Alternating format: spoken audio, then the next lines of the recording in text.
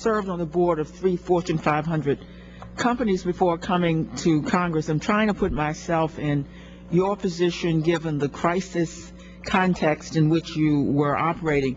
Could I ask each of you, how long were you on the board here?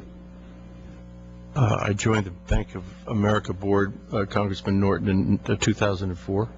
I did also at the same time. So you understood the business. You were experienced board members. Could I ask you,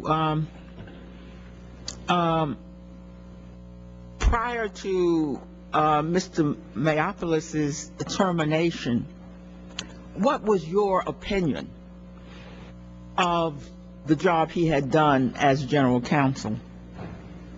I thought he did a fine job as general counsel. I would concur. How did you learn of his termination? As we testified earlier, Congressman, in an email from the chief executive officer on the afternoon of December. So there was no discussion about terminating the general counsel whose reputation with you was solid, no discussion with the board about his termination, but an email informing you of his termination? That's correct. In light of the fact that you had seen no issue or problem with his work, would you ask for an explanation as board members, given the context of a deal going forward at that time? I believe, as I said earlier, we had a context. We had shifting sands, as they say at the time, because of the Merrill merger, and there was dislocation of many executives. This was not an issue about performance. I heard that explanation, and I can understand that if there's a merger, you don't need two of everything.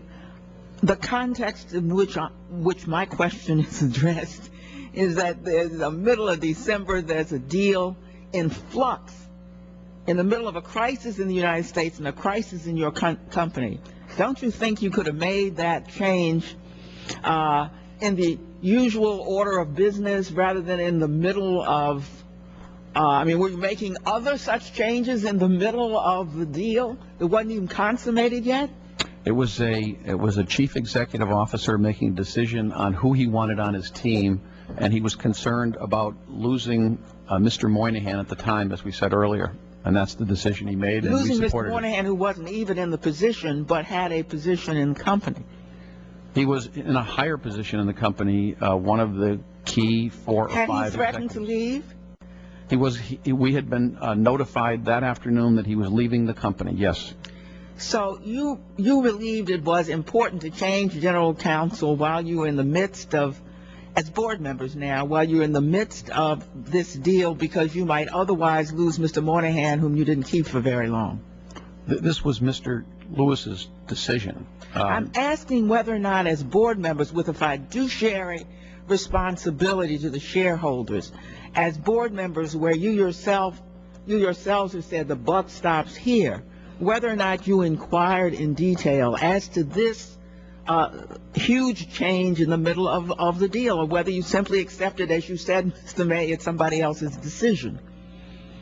I supported the decision. Based on what facts? On the facts that Mr. Lewis was choosing a team, putting a team together, and he felt that the best qualified people for his management team included Brian. On reflection, if you were doing such a complicated deal in the middle of a economic crisis in our country, not only the deal within your company, would it not have been prudent to await the completion of the deal one way or the other before shifting ships on top of the shifting chairs on top of the Titanic? The gentlelady's time has expired, but the gentleman may answer the question. Again, the actual transaction involved literally dozens of our executives and Mr. Moynihan was more involved in the transaction of Merrill and putting it together and all of the risks associated